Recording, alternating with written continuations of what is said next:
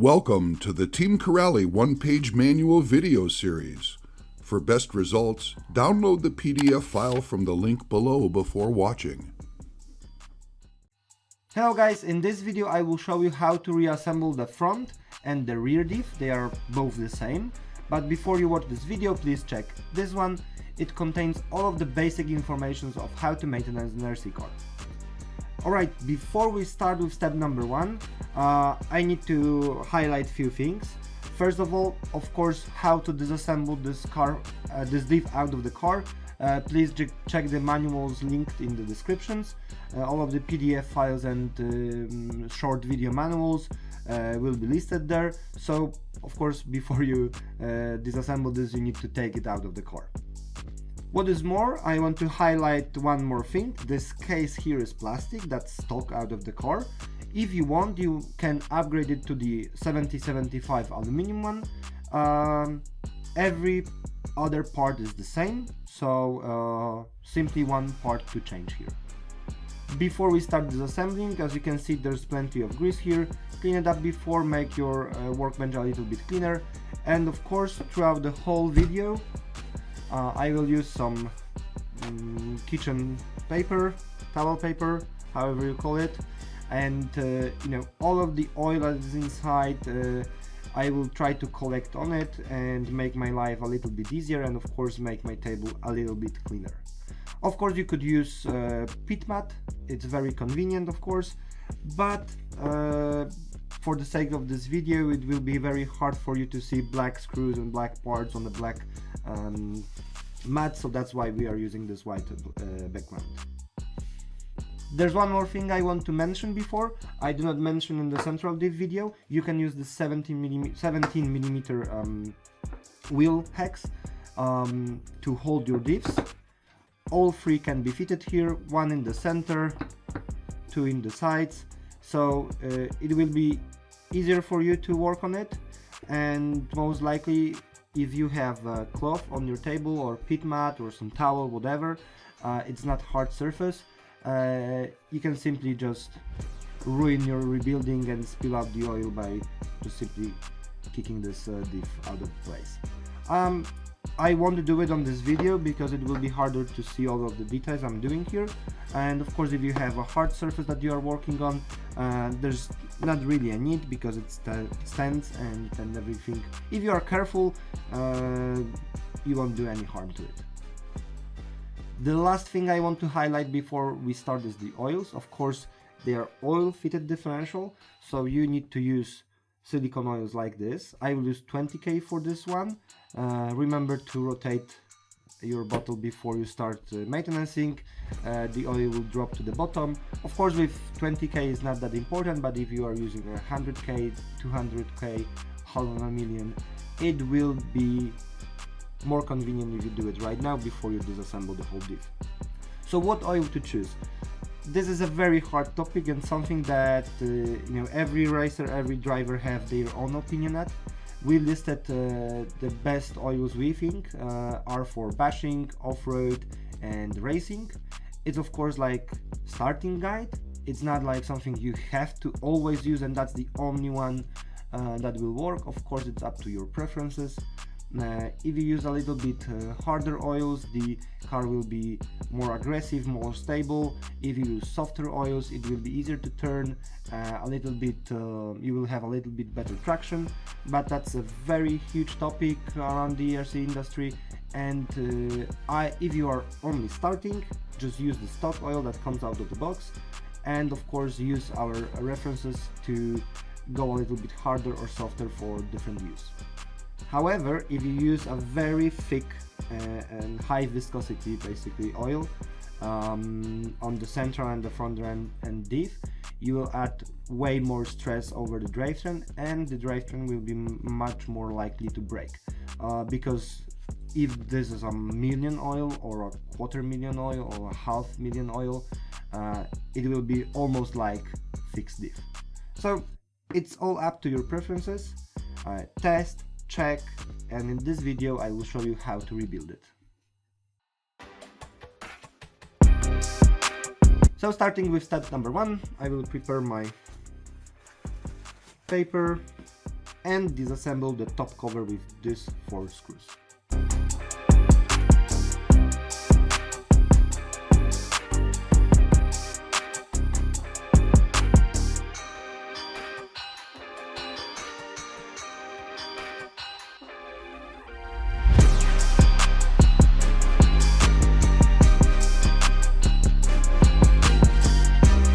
So now we will take out this gasket inside.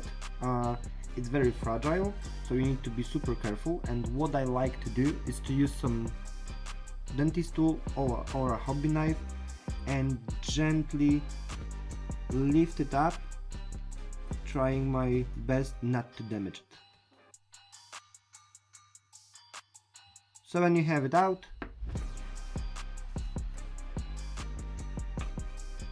step number 1 complete. For step number 2, we'll simply take away all of the gears inside.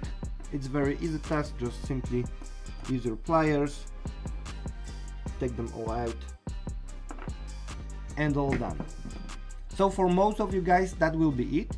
Now you are able to refill the diff with the oil and clean it enough to change it, but what I highly recommend is to disassemble it all and check out the O-rings inside if they are not damaged. Check the bearings, and you can replace the bearings too, and of course you will be using most likely solvent to clean it, and if you clean it right now, there's a high risk that the solvent will go up to the O-rings inside, and the O-rings will just blow, become 2 times bigger, and no longer good to go. It will leak from the O-rings, and you can cause more damage and problems to the diff than good. So I highly recommend to go over with me and disassemble it all. I know it's not like the hardest task to do, really. It might sound like it's a super hard job because you are going into this diffs and they might scare you, but really don't be. It's not that complicated. It's just a little bit messy with the oil. So now for step number 3, we will take this gear out of here.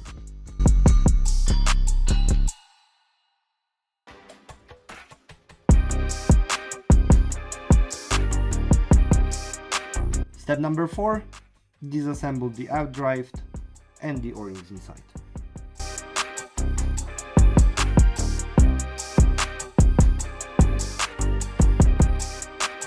Step number 5, gear on the other half.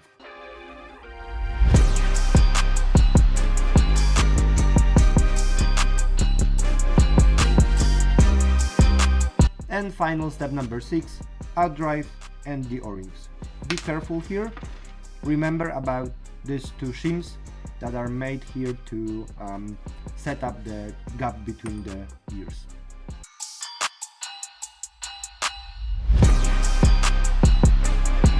Alright, so the whole diff is disassembled.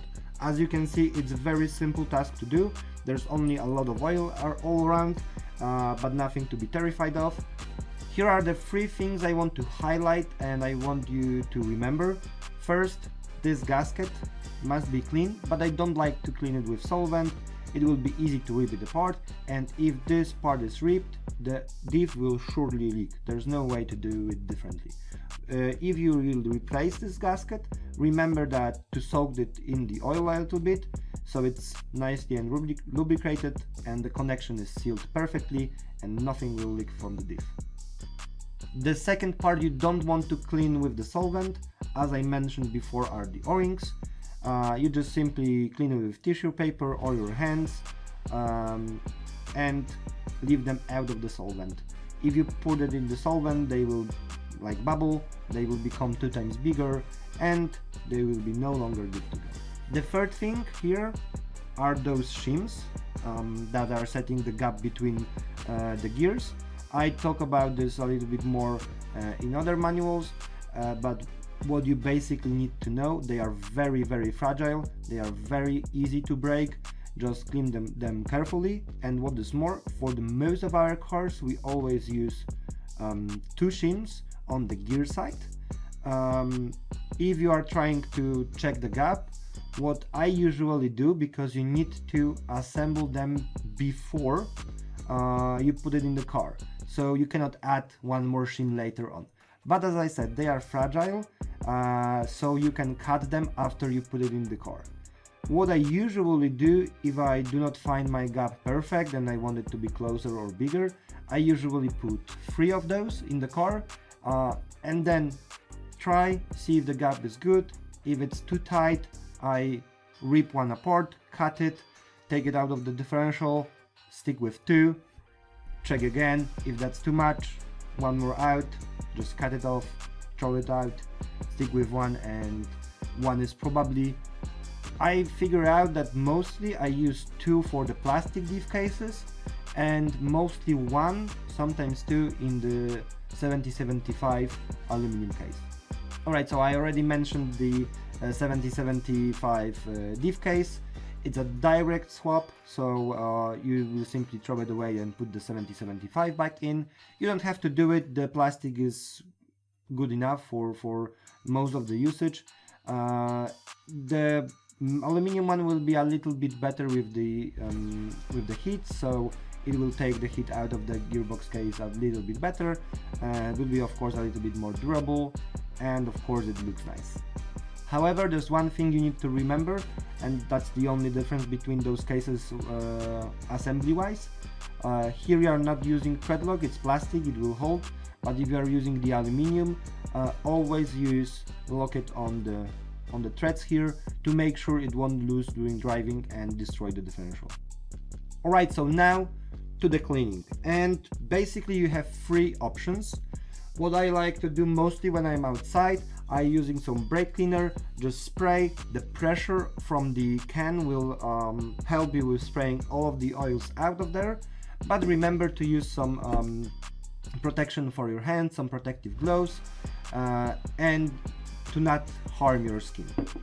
The second option, which I really do like, especially because it will save a lot of the solvent out.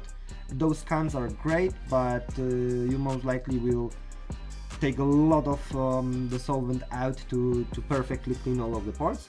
And another thing is to use some jar made out of plastic, not glass, and pour the solvent inside, the cheap one you can get in the bottles, and just shake it to clean the parts completely. The one thing you need to remember, however, the jar must be made out of some plastic that is resistant to the solvent, because if you will use the glass one, it will most likely break under hitting with the metal object inside. You will cut your fingers, mess up everything, and it's not a fun thing to do. And the third option, and my preferred option, is this ultrasonic cleaner. I have the full metal industrial one, so I can use solvent inside. It won't rip the case apart and break the ultrasonic cleaner. So the small jewelry cheap one are not good to go in my opinion. Of course you don't have to buy it. The jar option is in my opinion the simplest one and quite quick.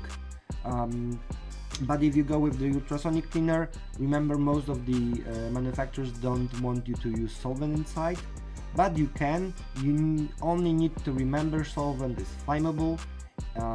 It never happens to me honestly, but you need to be careful. Remember that you are working with highly flammable substances. So that will be it. Of course, simply reverse the steps to build it all back together, and I will be back with my parts cleaned. Alright, so I have all my parts here, all perfectly clean. Let's start with reassembling the whole differential, and of course simply reversing the steps. So when you are reassemble the crown gear side, remember of course about the bearing, this gasket, put it inside, and remember to position it carefully where the screws are.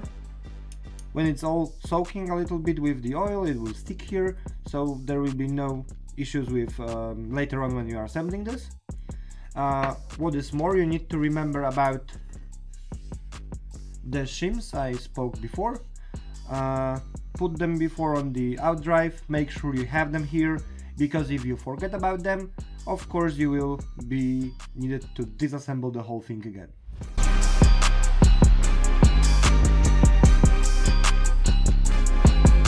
And one more last thing, you always want these O-rings to be lubricated with some Diff oil. You can use the same Diff oil as you are using for the Diff.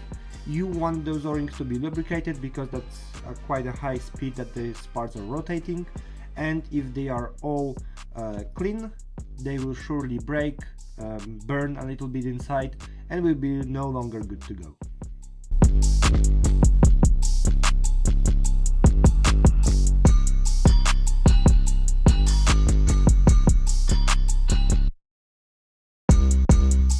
What I also like to do is to put a little bit of the oil here. For two reasons: it will just stick, it won't fall out, and of course you want all of the areas of the Diff to be lubricated.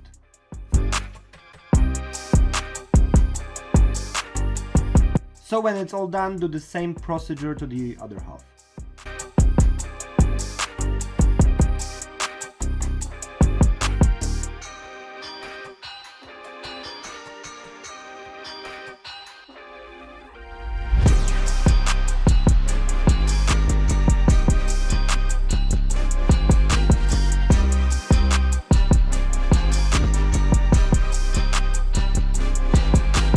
Alright, so at this point we already want to add some Diff fluid inside the differential.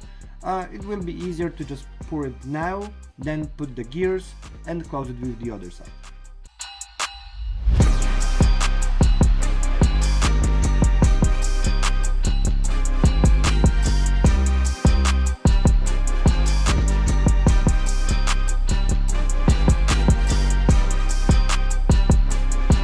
Okay, so the fresh oil is now inside.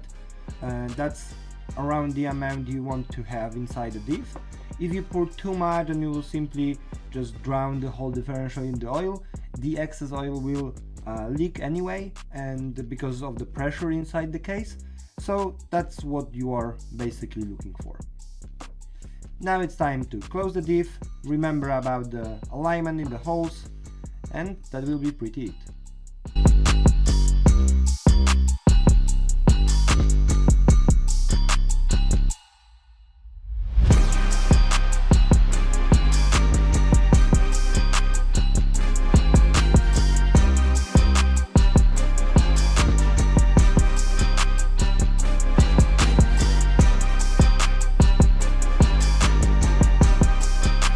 Okay, so before you tighten this Diff all around, make sure that the gear is straight and it's not angled when you assemble it.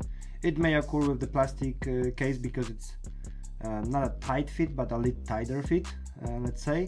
So before you tighten the screws all the way down, just make sure it sits like it should. And of course, when you tighten the screw up, go with the star pattern. 1, 2, 3, 4. So that will be it. Check if your Diff working smooth, if everything is okay. If there's some glitches, if there's something wrong inside here, most likely the gears or something else is damaged. You need to carefully inspect when you open it again. Before we stop this video, I want to highlight a few things, just to make sure you remember about this important stuff that comes with rebuilding the Diff. So first of all, O-rings, keep it away from solvent because you will damage them for sure. And of course check if they are in good condition, otherwise the Diff will leak. Same goes to the Diff gasket between the crown and the case. You want to make sure it's not ripped if it's still in one piece, because if it's damaged, the Diff will leak too. Moreover, you already will be able to inspect the bearings. If they are not good to go, just simply replace them. And of course the shims, as I mentioned before, attach them right now, because otherwise, if you do not have them in, they are not able to take out of the outdrive side and you won't be able to set the correct gap between the gears. What I like to do more before I stop and put it back on the car, I like to mark my differential of what oils I used. Of course, if you have one car, or you can also put it on your phones in the notes what diffs are inside, but just to be sure, I would like to use some CD marker and simply write down what diff oil I have here. So what you need to do, first you need to clean it from the oil because the marker won't stick. So just a little bit of brake cleaner, clean the area, dry it down and mark your diff.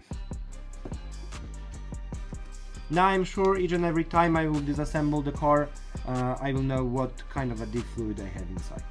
What is more, you want to make sure those gears are covered in grease, because we already cleaned the one that was here previously. So we will take a little bit of lithium grease and just grease those gears all around.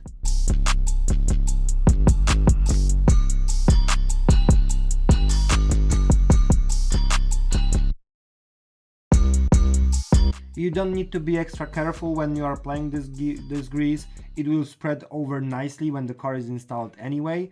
I just like to, at least do it that clean, so I'm sure it won't be all around my gearbox case and everything, like the bearing and each sides are covered in grease. It's just a little bit nicer to work on later. Alright, so that will be it. Thank you guys for watching, and of course if you want to see more manuals like this, subscribe to our channel.